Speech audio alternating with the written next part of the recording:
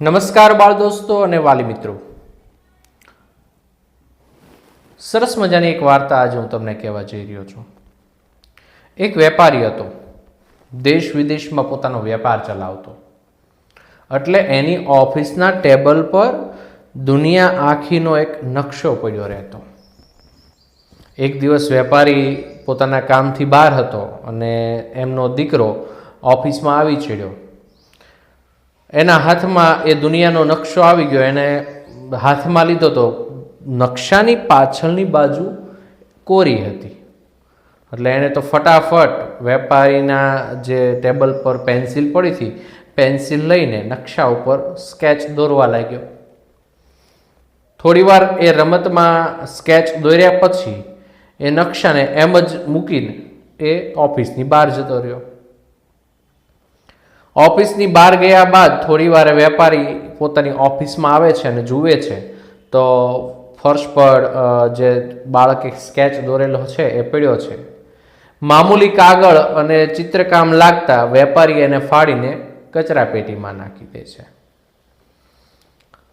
થોડી વાર પછી ઓફિસમાં બેઠા પછી એને યાદ આવે છે કે મારા ટેબલ પેનનો નકશો મને મળી નથી રહ્યો.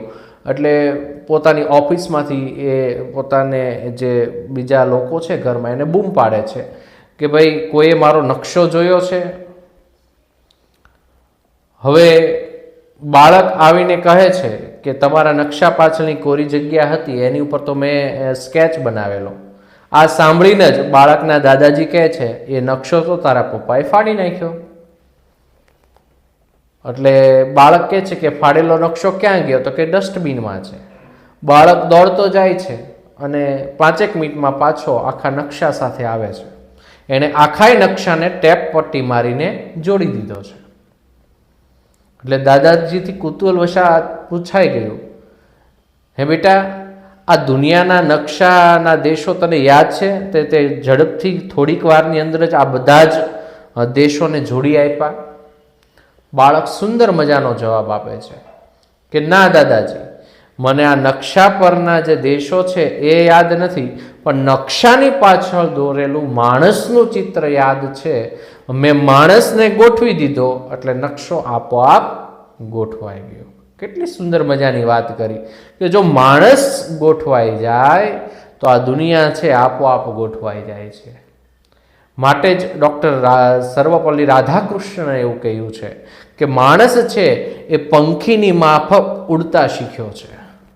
માણસ છે એ માછલીની માફક તરતા શીખ્યો છે, પરંતુ માણસ છે એ પૃથ્વી ઉપર માણસ તરીકે જીવતા શીખ્યો નથી અને એને જીવતા શીખવું પડશે. મિત્રો, આપણે આ વાર્તા પરથી એટલો જ બોધ લેવાનો છે કે આપણે ગોઠવાવાનું છે. આપણે એકબીજા સાથે થોડું નમતું મૂકીશું, એકબીજા સાથે જો પ્રેમપૂર્વક વર્તીશું તો સામેવાળો વ્યક્તિ છે એ આપોઆપ પ્રેમપૂર્વક વર્તશે. માટે આપણે છે માણસો સાથે એડજસ્ટ થવાનું છે. અને આ માણસ જો પૃથ્વી ઉપર ગોઠવાઈ જાય તો પૃથ્વીનો નકશો આપોઆપ ગોઠવાઈ જાય એમ છે. બોર્ડરના કે સીમાંકનના કોઈ પ્રશ્નો વ્યક્તિને નડે એમ નથી. આજની વાર્તા પૂર્ણ. જય શ્રી કૃષ્ણ, જય સિયારામ.